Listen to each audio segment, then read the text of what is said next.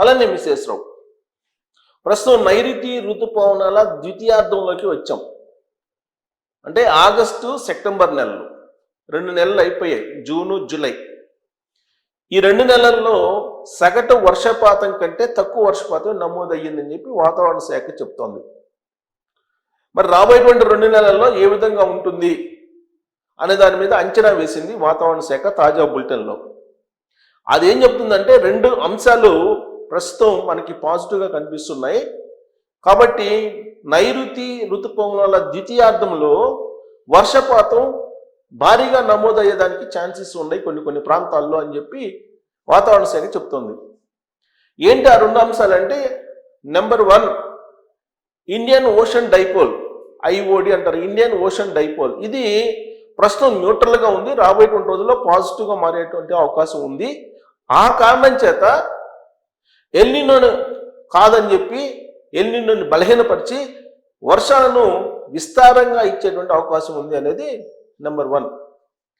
Number 2 బంగాళాఖాతంలో ఏర్పడేటువంటి అల్పపీడనాలు, వాయుగుండాలు, తుఫాన్ల కారణంగా ఈ నైరుతి ఋతుపవనాల ద్వితీయార్థంలో 2 రాష్ట్రాల్లో వర్షాలు పడేటువంటి అవకాశం ఉంది అని చెప్పి అంచనా వేస్తున్నారు. గత వారం 10 రోజుల నుంచి మనం వర్షాలను చూస్తూ ఉన్నాం. ఈ వర్షాలు నైరుతి ఋతుపవనాల్లోని కాదని పడినటువంటి వర్షాలు అంటే బంగాళాఖాతంలో ఏర్పడినటువంటి అల్పపీడనం కారణంగానే ఎల్నినోని కాదని ఎల్నినోని బలహీనపరిచి పడినటువంటి వర్షాలని చెప్పి వాతావరణ శాఖ చెప్తుంది. ఇప్పుడు తాజాగా ప్రపంచ వాతావరణ సంస్థలు, ప్రత్యేకించి ఆస్ట్రేలియా వాతావరణ సంస్థ కూడా దాదాపు 4-5 దేశాలకు సంబంధించినటువంటి వాతావరణ సంస్థలు కానీ, లేదంటే ప్రపంచ వాతావరణ విభాగం అంటే ఐక్యరాజ్య సమితిలో వాతావరణ విభాగం ఉంటుంది, అది కానీ ఇచ్చేటువంటి రిపోర్ట్ ఏంటంటే ఎల్నినో ప్రభావం తీవ్రంగా ఉంది. ఇప్పటికి కూడా ఎల్నినో ప్రభావం తగ్గలేదు. మధ్య పసిఫిక్, తూర్పు పసిఫిక్ ప్రాంతాల్లో ఎల్నినో తీవ్రంగా ఉంది. ఆ కారణం చేత వర్షాభావ పరిస్థితులు అయితే ఉన్నాయి, కరువు పరిస్థితులు, కరువు ఛాయలు కనిపిస్తూ ఉన్నాయి. వ్యవసాయం మీద తీవ్రమైనటువంటి ప్రభావం పడే అవకాశం ఉందని చెప్పి ఇప్పటికి కూడా చెప్తూ ఉన్నారు. అయితే బై గాడ్ గ్రేస్ తెలుగు రాష్ట్రాలకి ఎల్నినోని కాదని చెప్పి వర్షాలు పడ్డాయి. లేదంటే మెగా సిటీస్ చాలా నీటికి కటకట్లాడేవి. బాంబే కానీ, బెంగళూరు కానీ, చెన్నై కానీ, హైదరాబాద్ కానీ ఇవి తాగునీటి కోసం కటకట్లాడే పరిస్థితి ఏర్పడుతుందని చెప్పి 2 నెలల క్రితం ప్రపంచ వాతావరణ సంస్థ, అలాగే భారత వాతావరణ సంస్థ కూడా చెప్పింది. ప్రత్యేకించి ఈ మెగా సిటీస్లో నివసించేటువంటి ప్రజలకు తాగునీటి కష్టాలు రాకుండా ఏర్పాట్లు చేయమని చెప్పి రాష్ట్ర ప్రభుత్వాలకి ఆదేశాలు కూడా జారీ చేసింది కేంద్ర ప్రభుత్వం. అంటే అంత తీవ్రంగా నీటి ఎద్దడి ఏర్పడుతుందని చెప్పి అంచనా వేసింది. కాకపోతే బంగాళాఖాతంలో ఏర్పడినటువంటి అల్పపీడనం కారణంగా వర్షపాతం తాగునీటికి ఇబ్బంది లేకుండా నమోదైంది. ప్రస్తుతం రిజర్వాయర్లు అని చెప్పి రిజర్వాయర్లు నీటితో కళకళలాడుతూ ఉన్నాయి. గోదావరి పొంగి పొరలుతూ ఉంది, కృష్ణా పరవళ్ళు దొక్కుతుంది. దీంతో మనకి ఎలాంటి తాగునీటి ఇబ్బందులు లేవు. కాకపోతే సాగునీటి ఇబ్బందులు మాత్రం పొంచి ఉన్నాయి అనేది రాష్ట్ర ప్రభుత్వాలు సమీక్షా సమావేశాల్లో చెప్తూ ఉన్నాయి. ఇప్పటికీ కూడా అటు ఆంధ్రప్రదేశ్లో కానీ, ఇటు తెలంగాణలో కానీ సగటు వర్షపాతం కంటే తక్కువగానే నమోదైంది. పడినటువంటి చోటే కుంభవృష్టి పడింది, కానీ విస్తారంగా పడలేదు.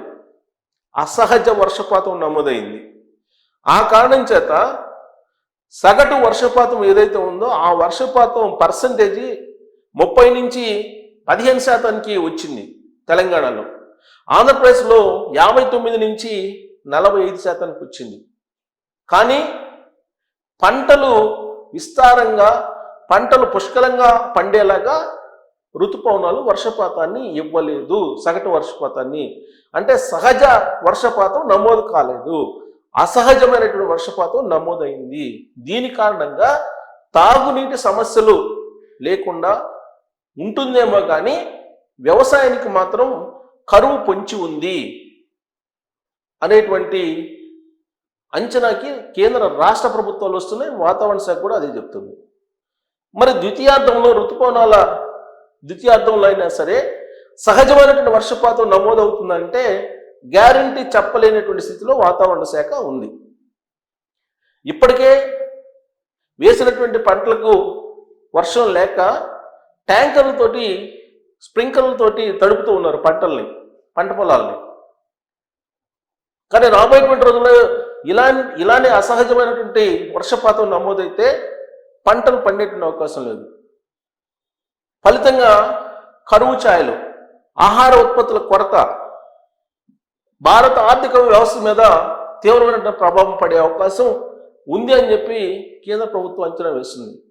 అందుకే దేశంలో ఉండేటువంటి అనేక రాష్ట్రాల్లో దాదాపు 115 వరకు జిల్లాలని డేంజర్ జోన్లుగా, కరువు జోన్స్గా రాష్ట్ర ప్రభుత్వంతో పాటు ఇచ్చినటువంటి నివేదికను బేస్ చేసుకొని కేంద్ర ప్రభుత్వం గుర్తించింది. తెలంగాణలో ఇప్పటికీ కూడా 15 జిల్లాల్లో కరువు ఛాయలు ఉన్నాయి. 15 జిల్లాల్లో కరువు ఛాయలు కారణం ఏంటంటే వర్షపాతం సగటు కంటే తక్కువ నమోదైంది. అలాగే ఆంధ్రప్రదేశ్లో రాయలసీమ, దక్షిణ కోస్తాలో ఇవాళ కూడా కరువు ఛాయలు నెలకొన్నాయి. సో రాబోయేటువంటి రోజుల్లో ఒక మోస్తరు వర్షాలు పడే అవకాశం ఉందని చెప్పి భారత వాతావరణ శాఖ చెప్తుంది.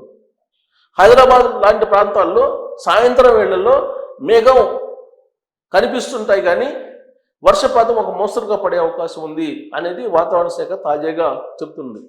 అయితే హైదరాబాద్కి ఇప్పటికిప్పుడు వచ్చేటువంటి ప్రమాదం అయితే ఏమీ లేదు ఇక. ఎందుకంటే సింగూర్ నీళ్ళు వచ్చాయి, ఎల్లంపల్లి నీళ్ళు వచ్చాయి, హిమాయసాగర్కి నీళ్ళు వచ్చాయి, ఉస్మాన్ సాగర్కి నీళ్ళు వచ్చాయి, కృష్ణా నీళ్ళు వచ్చాయి, మంజీరాకి నీళ్ళు వచ్చాయి, గోదావరికి నీళ్ళు వచ్చాయి. సో కాబట్టి హైదరాబాద్కి నీటి ఎద్దడి అనేది ఇప్పట్లో ఉండదు ఇక.